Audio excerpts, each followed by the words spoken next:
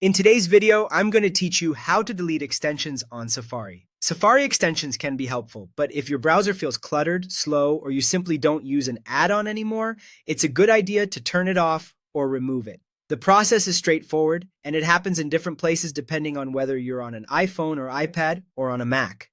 On iPhone and iPad, you'll manage extensions from the device's Settings app. Start by opening Settings, then go to Apps and choose Safari.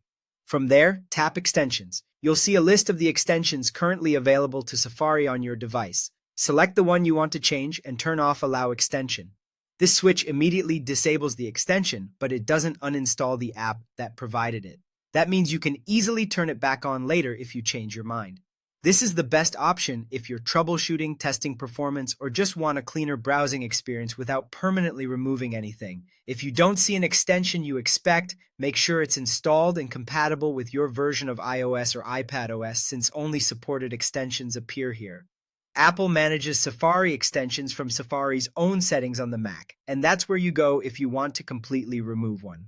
Open Safari on your Mac and head to Settings. In the window that appears, click the Extensions tab. You'll see your installed extensions listed along the left. Click the extension you want to remove, then click Uninstall. If a prompt appears asking to move a related app to the trash, go ahead and confirm. That step ensures everything tied to the extension is cleaned up.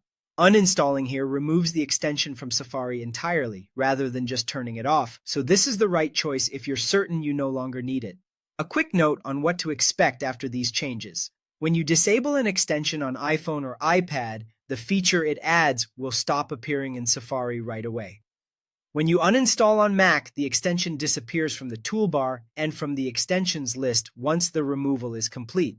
If Safari was already open while you made changes, a quick restart of the app can help you see the updated state immediately. That's all there is to it. Use your device's settings to disable on iPhone or iPad, and Safari settings to remove on Mac. With these tools, you can keep your browsing streamlined and focused on what you actually use.